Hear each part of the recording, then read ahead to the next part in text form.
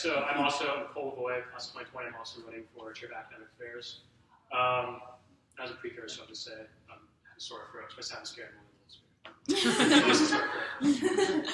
I want to speak to the things I won't be able to convey fully in a short description on the ballot or that I have on my Facebook page, which, by the way, I haven't checked recently, but I know for sure my aunt, her best friend, have liked it, so it'd be nice if some students liked it too. Kind of a weird thing, but anyways. So, more precisely, I want to speak directly to you about the qualities of my character, my experience in educational reform that I bring with me from high school that I think served me well here. As I'll allude to on my Facebook page, which again, check out, my time in high school provided me with significant opportunities to learn about the possibilities and limitations of educational reform. For 2 years, my junior and senior years, I worked side by side with administration, teachers, and other students to transform education from a traditional approach, or 3 R's, for take writing, reading, to a new one, which is Christians-based learning. And rather than going down where I'll explain all that, I'll go on to talk about the more general things that I took away from that experience. Right, so I want to speak directly to the fact I believe I'm the most experienced and, well, following now what Kyle just said, want to refine some of this, I think you would also make an outstanding chair of academic affairs, but I do think I'm extremely well qualified. So maybe not the most qualified, but very well qualified, at least on par with. Right, so my status as a first year is an important one. I want to speak directly to all the first years in the room, because it means I care deeply about the new connections and pathways curriculum here at Con.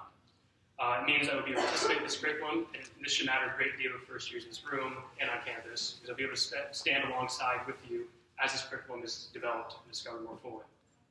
Furthermore, next year I'll be serving as a student advisor, meaning I'll be afforded a great opportunity to keep a pulse on this new curriculum from a more objective point of view, and be working closely with Dean of First Years and other people with best interest in the new curriculum. So this curriculum signifies a groundbreaking attempt by Con to transform liberal arts education. The attempt to make grand change in education is something I experience in. My experience is providing me with this insight.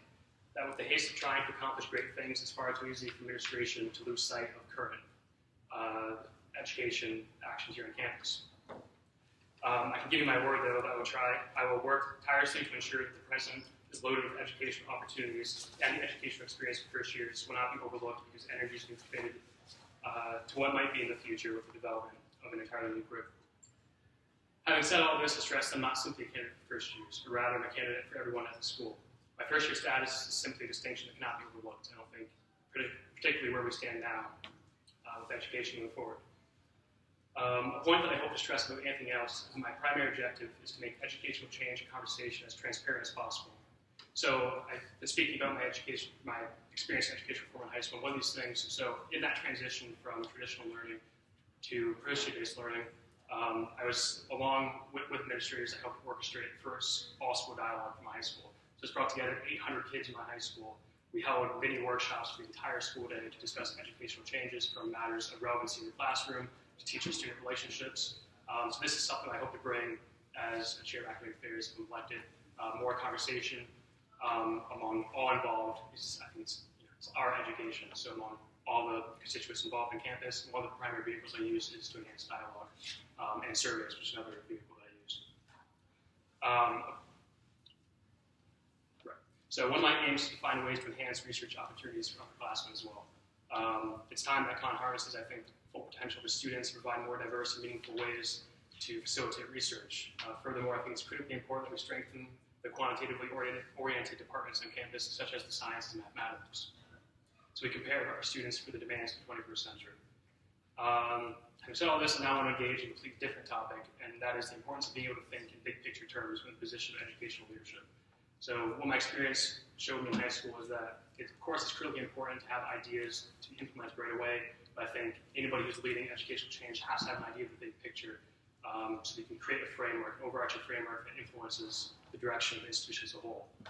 And so I think, for instance, so I won't ask a question, but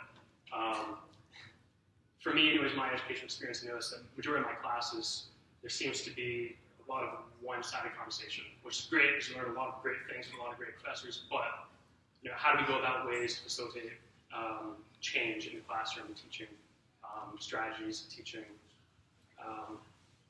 styles? And that's something that's kind of a difficult thing to do in college because, of course, the professors, they have earned their right to teach the way they want to. But, again, this is our education, which we need to facilitate ways to sort of, tear down barriers and have open dialogue to change culture as a whole institution. The holistic way that I have said here tonight comes down to fundamental idea of prudence, I think, which is being able to navigate between specific ideas that I have, such as trying to help culture on campus and trying to harness research opportunities, but also thinking big picture, what it is as an identity as an institution that we want to ensure, and how to navigate between those two things to bring about meaningful change and implement new things on campus. So, again, I really hope that I get at least more activity on my page. Because it's not really a family thing. And lastly, I want to say again that I think, having heard Kyle, I think we're in a great position here for academic affairs, which kind of talked about that I spoke last, because I think this is something I should be talking about first, considering we're at college. But, thank you.